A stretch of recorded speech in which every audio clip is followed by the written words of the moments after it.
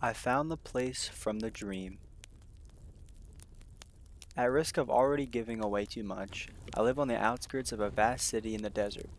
Like most of us who live here, that is, on the outskirts, I avoid the interior as much as possible. I moved here for the lush and wondrous desert to the north and east of my home, not the festering wasteland it borders.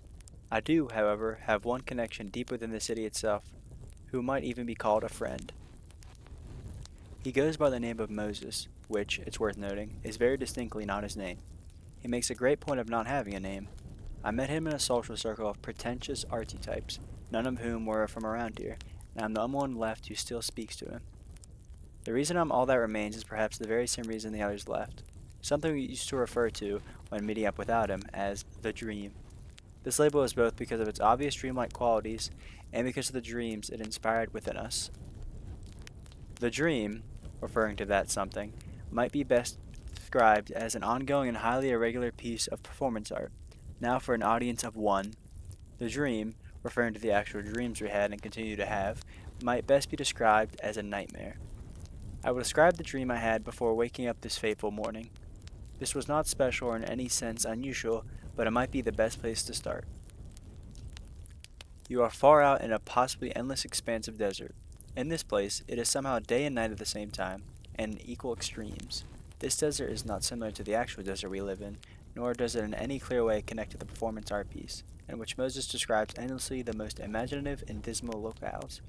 Importantly, despite this desert bearing no resemblance to any his infinite made-up places, it manages to evoke precisely the same emotion, an emotion only associated with the dream, referring to both definitions. This is an emotion of profound desolation, drowning hopelessness, and both of these to such incredible extremes that it creates an indescribable sense of wonder. This desert you're in, barren and empty and appallingly featureless, in absurd contrast to the lush desert of the edge of the town, is more wondrous than any place you've ever experienced, and, suffocating in its fantastic bleakness, its outright hostility toward meaning, you are experiencing psychological and physical bliss on a level you've never thought possible. Even the previous times you've had this dream pale in comparison. You hope to never wake from this. You plead so desperately to be swallowed for good. But, in your moment of desperate need, green vines claw cruelly out of the sand from all directions, and this world becomes a horrible, tangled knot of grasping vines and writhing life. It is such an unspeakable tragedy to see this place destroyed in this way, to lose this wonder, and just as the vines most fully unwrap you, beginning to drag you under, when how could you have ever willed to resist, you see yourself starting to wake up, and you scream so raggedly you'll have a sore throat for a week. The worst part of all of this, upon waking up, feeling sadness again. This morning my disappointment was tempered by the fact that I was scheduled to visit Moses today. I may have been robbed of the dream emotion, but it was that time I look forward to every week. The time I continue the dream in reality. I had overslept drastically, as often happens when I stay up at night feverishly thinking of the dream, and so my breakfast was a bag of chips and a trashy energy drink that I consumed during the long drive deep into the city. As this city is a tangled knot of narrow streets, much like the vines in the dream, and traffic is unpredictable to an almost demented extent, I always use the navigation on my cell phone, the very phone I typed this on, to get me from safety to Moses and back. This afternoon, I'm done pretending I woke up in the morning. My cursed phone was guiding me on one of its usual meandering routes through the city. The route stayed at first not far from the northern edge, so the houses were mostly in one piece, and there was room to walk between them. I was pleased with this route, apparently only a 40-minute drive from point A to point B. It was around the 20-minute mark when I came upon a horrible accident. I could not tell you the number of cars there were, tangled in that awful metallic knot, but the police were waving everyone to turn left at the intersection, and so the estimated time on my navigation app shot up to 50 minutes, and the adventure began. I cannot understate the frustration I felt at that time. I have always lived my life in a constant state of stress and paranoia, which has only escalated in recent years, and the misery that caused became unbearable in moments like this. Moments when my plan was mercilessly shredded by forces beyond my control. The despair from first waking up returned, and I admit I was crying and screaming as I drove. This was, of course, until I found it, the first sign that was profound change in atmosphere, as the houses around me grew ever more decayed, twisting deeper into the city. I had reached a seemingly endless stretch of town in which all of the houses were a single story, made in the most amateurish looking adobe style, visibly not built with adobe, and you could tell not a fit person in between them.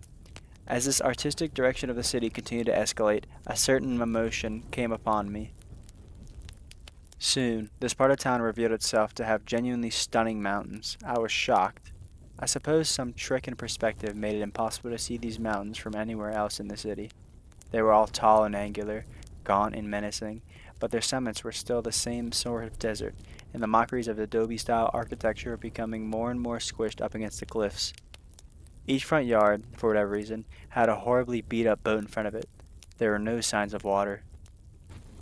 And the emotion was unmistakable now. You already know is the emotion from the dream.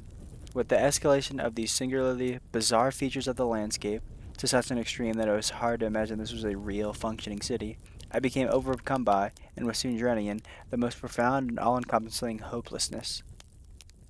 I no longer cried. How could I be sad, or even frustrated, without a single sliver of hope? I grew blissfully resigned. But the most transformative part of this entire experience was when, between two of the towering peaks, both suddenly devoid of life, there were no shoddy adobe dwellings. There were no people, who were invariably walking with brown paper bags now. There were not even plants. It was the most inconceivable barren desert that's metaphysically possible. I should have seen all the tall buildings off in the distance. I did not. Driving past this, solely because of the traffic, I was transfixed. I rolled down my windows in awe and almost crashed into the car in front of me. But before I could savor it, I had passed this gap in the mountains. I was back among those same houses and people and plants in brown paper bags, and I was driving away from the place from the dream. Yet I found it. With grim determination, I allowed my phone to guide me the rest of the way to my prophet. I was desperate to share with him my grand discovery, the most profound wonder. He needed to know he was right all along, and those fools who died don't deserve the place from the dream. Driving away, the emotion left me. "Welcome," he announced when I made it to his hovel. "I'm sorry for being late," I said. "There's no such thing." He had already turned to head inside, so I followed. This cramped, drab, downright horrid place, which he claimed to be renting but we all suspected he was squatting in, was as close to his natural location to evoking the emotion of the dream. Whether this was due to some innate quality it held, or simply by association, it made it so difficult to want to leave, no matter how insufferable Moses might become. The two tiny rooms that made up this wonderful hell were both dimly lit, to the point that it was hard to make out faces, and that only possible from a handful of hanging, barely operational light bulbs. They hung in a manner that was almost evocative of hanging puppets, something about the layout, possibly. I suppose I can no longer put off actually explaining, to the best of my ability, the dream. When I said there were two rooms, I omitted the deeply claustrophobic walk-in closet which the second one hid. He would invariably guide us, by pointing this only at me, to the awful walk-in closet, which he called the funhouse. As he guided me by hand through the maze of rubbish to the funhouse today, he was, like always, silent. Normally there are two categories of things Moses would say.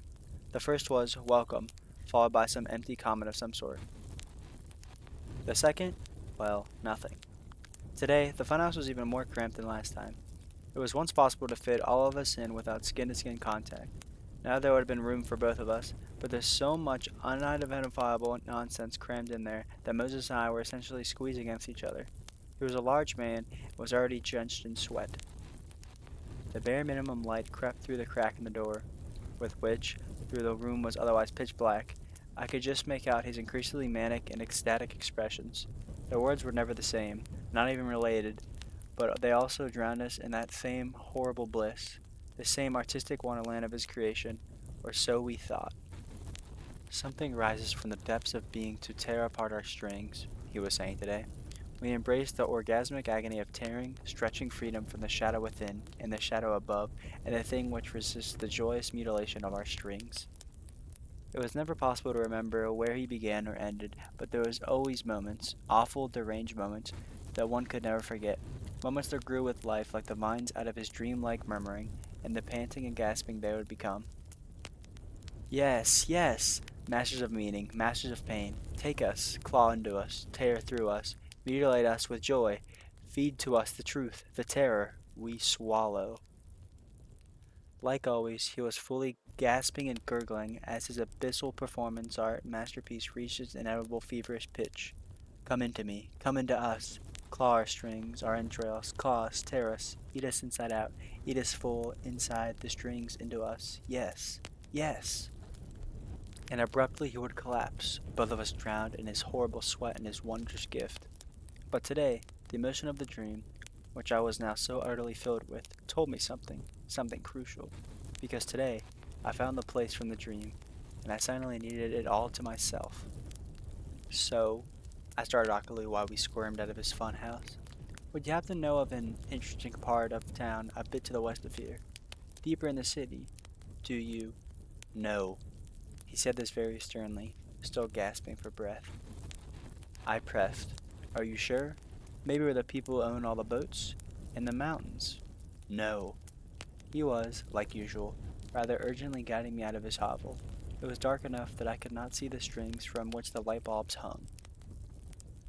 Perhaps it was because of his oddly stern responses that I paid unusually close attention. The light bulbs above, dim and door, had eyeballs inside of them. I tried to stop myself from betraying that I had noticed them. Too late. Moses shoved me against the wall and held me there. They found it. It was not for them. You didn't find it, did you? I tried so desperately to not make any facial expression of any kind. It is for me. No one else. Mine. Blood splashed against the wall. He was gurgling again, life gushing from the slit in his neck. That utility knife. Did I bring it from my car? Was it his? It's his now, undeniably. Lodged in his skull like that. I did it in self-defense. That's what it was. That's how it happened. Self-defense. I need to keep the place from the dream to myself. It is mine. Yet, on the drive back to that desolate, beautiful place, why did I keep seeing him? After I cut him up all like that. After I made such wondrous art of him. Just as I discovered he had done to the others. All throughout his hovel and the fun house in the ceiling. There in plain sight, just waiting for my flashlight. And now that he's art among them, how do I still see him? Still feel him? Still my mind loops. All mine. All mine. All for me and no one else. All to myself. But hard as I looked, all night, the night so long, the sun's glow coming upon us, hard as I looked, why can I not find it? It's mine, all to myself. Why can't I find it? I'm followed by him, stuck with him. I can't stop feeling him. The fine's coming upon us. Why can't I find it? And I typed this, dejected, in that same part of town, drowning in the inescapable dawning understanding. Horrible, wondrous comprehension. These thoughts are not mine. And of the drowning hopelessness that haunts me now, it's not blissful. It's not wondrous. It is not in any way sublime. It is only sad.